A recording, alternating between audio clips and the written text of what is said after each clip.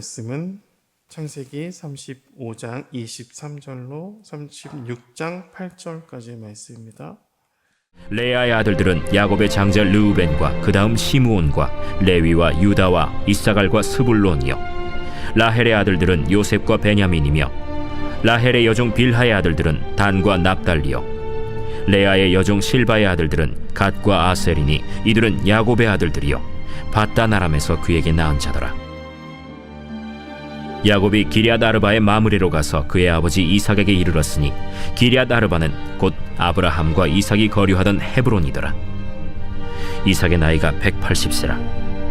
이삭이 나이가 많고 늙어 기운이 다함에 죽어 자기 열조에게로 돌아가니 그의 아들 에서와 야곱이 그를 장사하였더라. 에서 곧 에돔의 족보는 이러하니라. 에서가 가나안 여인 중 헷 족속 엘론의 딸 아다와 히위 족속 시브온의 딸인 아나의 딸 오홀리바마를 자기 아내로 맞이하고 또 이스마엘의 딸 느바요의 누이 바스맛을 맞이하였더니, 아다는 엘리바스를 에서에게 낳았고 바스맛은 르우엘을 낳았고 오홀리바마는 여우스와 얄람과 고라를 낳았으니 이들은 에서의 아들들이요 가나안 땅에서 그에게 태어난 자들이더라. 에서가 자기 아내들과 자기 자녀들과 자기 집의 모든 사람과 자기의 가축과 자기의 모든 짐승과 자기가 가나안 땅에서 모은 모든 재물을 이끌고 그의 동생 야곱을 떠나 다른 곳으로 갔으니 두 사람의 소유가 풍부하여 함께 거주할 수 없음이로라. 그들이 거주하는 땅이 그들의 가축으로 말미암아 그들을 용납할 수 없었더라. 이에 에서 곧 에돔이 세일산에 거주하니라. 아멘. 오늘 말씀은 이제 야곱의 아들들의 이름이 나오고 에서의 족보가 잠깐 나오고 그 중간에 이제 이삭이 이제 하나님으로 올라갔다는 이제 내용과 또 30절 마지막은 이삭을 장사해서 그곳에서 야곱은 머물렀고 또 에서는 이제 세이산으로 갔다라는 내용으로 이제 기록되어 있습니다. 여러분, 야곱은 아버지가 계신 헤브론 땅으로 드디어 이제 오늘 말씀 가운데 옮겨가게 되죠. 여러분, 성경에서 야곱이 삼촌 라반의 집을 돌아온 이후로 아버지를 만났다, 이삭을 만났다는 어떤 기록, 직접적인 어떤 성경의 기록은 나와 있지는 않지만 오늘 말씀 35장 27절에 보면 야곱이 이삭에게 이르렀다라고 나오죠. 그래서 이제 이삭이 늙었고 이제 그 아버지의 연수가 얼마 남지 않았음을 알았고, 그래서 야곱은 자신의 모든 것을 이끌고 아버지 곁에 들어와서 아버지의 임종과 마지막에 그 이삭의 마지막을 야곱이 지키게 된다라는 거죠. 여러분, 한번 생각해 보시면 좋겠어요. 여러분, 이삭과 야곱의 관계는 어떠했을까요? 여러분, 이삭이 장자라서 그런지 이삭은 야곱보다는 사실 에서를 더 좋아했습니다. 그러므로 야곱과 이삭은 어떻게 보면 그냥 뭐 아버지와 아들 이 정도의 관계였지, 되게 애틋하고 아버지 아들 관계가 되게 좋은 관계처럼 생각되지는 않습니다. 그렇죠? 하나님께서 근데 둘의 관계를 어떻게 보면 서로 이해할 수 있고 서로 있었던 벽을 좀 허물 수 있는 기회가 야곱에게도 주어졌고 이삭에게도 주어진 것이 바로 오늘 말씀이라는 거죠.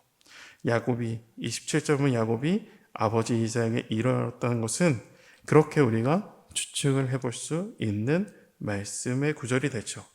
그리고 이삭이 80대가 되었을 때 드디어 하나님께서 부르심을 받고 떠나게 됩니다. 이삭이 180년을 한 단위로 이삭의 인생을 여러분 한 단어로 표현한다면 어떤 인생을 살았는가 라고 생각해 볼 수 있고, 그 인생이 어땠는가를 생각했을 때 그 인생은 순종이다라는 생각을 하게 됩니다. 성경에서 본격적으로 등장할 때부터 이삭은 순종의 사람이었습니다. 그가 했던 첫 번째 순종은 우리의 기억 속에 아주 굵직한 순종이 있었죠. 아버지 말씀에 순종해서 그는 스스로 번제를 드려짐을 당하는 순종을 하게 됩니다. 아브라함은 이미 이삭을 낳을 때가 100세에 낳았고 이삭이 약 청소년 때라면은 아브라함의 나이는 거의 15세가 이상이 된 그 나이였다는 거죠. 거의 할아버지라는 거죠. 근데 단을 쌓고 제단을 쌓고 나무를 깔고 거기 올라가는 것도 결국 이삭의 순종이 필요했고요. 아버지가 칼을 내려들여 치는 순간에도 이삭이 거기서 가만히 있는 것도 어떻게 보면은 이삭의 순종이었다는 거죠. 또 이삭이 결혼을 하는 모습도 순종을 했고요. 아이를 낳게 되는 것도 하나님께 기도하면서 결국 이삭은 순종했다라는 거죠. 또 흉년을 만나게 되었을 때, 가뭄을 만나게 되었을 때도 하나님의 말씀을 딱 듣고 그 땅에 머무를 수 있는 순종을 했었고, 우물을 가지고 주변 사람들과 어떤 괴롭힘이 있을 때도 하나님 말씀에 순종해서 싸움 대신에 피하는 것을 선택하는 것, 그것이 이삭의 인생은 순종이란 단어로 설명할 수 있다는 거죠. 물론 자녀 부분에서는 조금 이삭이 아쉬운 부분은 있습니다. 여러분, 이삭의 장례를 치러드리고 나서 말씀은 36장을 보면 잘 치러드리고 나서 한 가지 문제가 생기죠. 7절에 두 사람의 소유가, 36장 7절을 보면 두 사람의 소유가 풍부했다라는 거예요. 야곱도 하나님이 복을 주셨고, 그리고 에서도 어찌 됐건 간에 하나님께서 그를 잘 살게 해주셨기 때문에 둘의 가축의 수가 너무 많았다라는 거죠. 둘의 종들의 수도 많았고, 이 땅에서 이 둘이 거주할 수 없는 상황이 되었다는 겁니다. 여기서 이 땅은 가나안 땅에 있는 헤브론을 의미하고요. 이 땅에서 더 이상 거주할 수 없게 된 상황이 벌어졌고요. 그래서 6절에 보면 에서는 자기 모든 소유를 가지고 떠나게 됩니다. 성경은 그냥 이렇게 자기 모든 소유를 가지고 그곳을 떠났더라라고 사실 표현할 수 있는데 6절에 보면 에서가 자기 아내들과 자기 자녀들과 자기 집의 모든 사람과 자기의 가축과 자기의 모든 짐승과 자기가 가나안 땅에서 모은 모든 재물을 이끌고 그의 동생 야곱을 떠나 다른 곳으로 갔으니라고 되었어요. 그러니까 다시는 돌아오지 않도록, 다시는 그 땅을 돌아보지 않게 모든 것을 다 이 헤브론 땅에 있었던, 가나안 땅에 있었던 것을 다 정리했다라는 것을 성경이 말해주고 있는 거죠. 이런 에서를 유독 이삭은 좋아했다라는 거죠. 야곱과 에서가 사실 리브가의 태중에 있을 때 하나님께서 25장, 창세기 25장 23절에 말씀하시죠. 여호와께서 그에게 이르시되 두 국민이 내 태정에 있구나. 두 국민이 내 복중에서부터 나누리라. 이 족속이 저 족속보다 강했고 큰 자가 어린 자를 섬기리라 하셨더라 라고 되어 있어요. 그럼 장자는 야곱이 되는 것이 맞다라는 거죠. 이삭은 순종의 사람이었지만 이 자녀에 대해서는 사실 아쉽고 안타까운 부분이 있다는 거죠. 이삭은 에서를 더 사랑했고 결국 그걸로 인해서 이 가족이 문제가 일어났죠. 어쩌면 이삭이 장자로 자라나서 장남이 더 편애할 수도 있겠다는 생각을 해봅니다. 이삭은 장자로 편애를 받으면서 살았죠. 편애를 받으면서 이삭의 장자인 에서를 편애하면서 야곱은 이삭을 속이며 축복을 받았고 그때부터 이 식구들은, 이 가정은 모든 관계가 깨어지게 되죠. 그리고 집 나간 야곱은 하나님을 경험하기 시작합니다. 결국 가나안 땅에 야곱이 하나님께서 이끌어서 오게 하셨고 이 땅이 하나님이 주시기로 한 약속의 땅이고 이곳이 거하는 것에 하나님이 원하시고 야곱은 그 땅에 들어오는 시간을 대략 다시 돌아오는 시간을 보면 대략적으로 한 30년 정도 시간이 걸렸다라고 생각할 수 있습니다. 여러분 30년 만에 다시 돌아서 그 가나안 땅에 거주하게 되었습니다. 여러분 우리는 하나님이 있으라는 곳에 여러분 있으십니까? 하나님이 있으라는 곳에서 우리는 나는 순종하고 있습니까? 또 하나님이 머무라는 곳에 내가 머물고 또 하나님께서 거주하는 곳에 여러분 우리는 거주하는가라는 거죠. 아브라함과 야곱과 이삭은 하나님이 그들의 믿음을 극찬하시는 부분이 있는데 바로 히브리서 11장 9절입니다. 히브리서 11장 9절을 보면요. 믿음으로 그가 라면서 시작해요. 여기서 그는 아브라함입니다. 믿음으로 그가 이방의 땅에 있는 것 같이 약속의 땅에 거류하여 동일한 약속을 유업으로 함께 받은 이삭 및 야곱과 더불어 장막에 거하였으니 라고 되어 있어요. 이 아브라함과 이삭과 야곱이 공통적으로 하나님께서 칭찬하시는데 그 약속의 말씀을 듣고 어떠한 상해도 불구하고 그 땅에 거류했다라는 것이요. 그 땅을 벗어나지 않았다라는 거예요. 180세에 죽는 순간까지 이삭은 그 땅에 벗어나지 않았습니다. 어렵고 힘든 일이 있었지만 결국 그 땅에 살아냈다는 것이죠. 하나님 말씀 따라 야곱이 그 땅으로 왔습니다. 또 부르신 그 땅에서 순종한 것에 하나님은 그들을 높이 평가하고 있다는 것이죠. 그럼에도 불구하고 그렇지 못한 사람이 오늘 본문에 나오지요. 바로 에서입니다. 에서는 장례식이 끝나자마자 세일산으로 가서 그곳에서 거주합니다. 성경에서 뭐라고 이야기하냐면 가축이 너무 많았다라고 말씀드렸지만 많았다고 이야기했죠. 여러분 창세기에 이와 비슷한 상황을 기록한 또 말씀이 있었죠.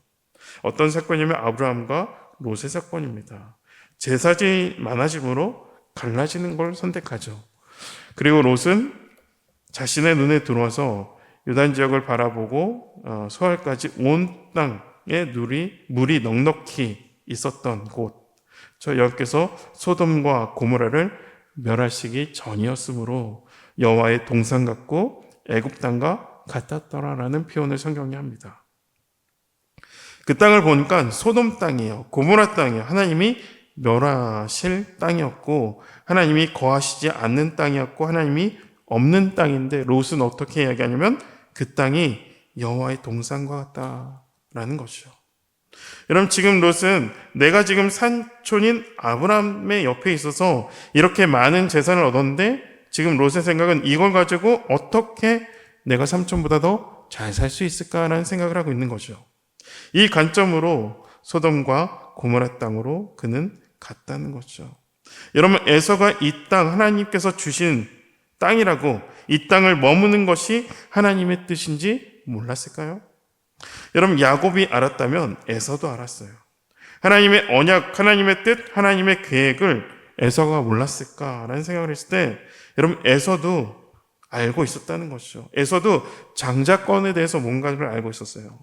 그러므로 에서도 야곱이 축복을 붙잡고 싶었고 축복해 준다니까 당장 뛰어나가서 사냥을 합니다. 알매도 불구하고 지금 에서는 헤브론 땅이 아닌 세일산을 선택하고 있다는 것이죠. 종들끼리 분쟁이 일어나면 헤브론에서 멀지 않는 도시를 선택할 수 있는데 여러분 꽤 많이 떨어진 100에서 150 이상 떨어진 세일산을 120km까지 떨어진 세일산을 선택했다는 거죠. 선택의 이유는 그가 에서의 눈이 보기 좋았다는 것이죠. 에서의 생각이 그 땅이 좋게 느껴졌습니다. 그 땅에서 아내들을 만났고요. 이젠 제법 그 땅에서 잘 살만하긴 했고 재산도 많아졌고 그러고 보니까 헤브론 땅은 그에 비해서 별로였다는 거죠. 내가 이미 갖추어 놓은 땅, 내게 이미 많은 것을 성취해 온 것, 내가 내 인생을 펼쳐 나갈 수 있는 것, 내가 내 욕망을 실현할 수 있는 곳, 내가 원하고 바라고 내가 쟁취하고 싶고 내가 갖고 싶게 하는 곳이 그곳에 있다면 사람은 그곳에 머물 수밖에 없다는 것이죠.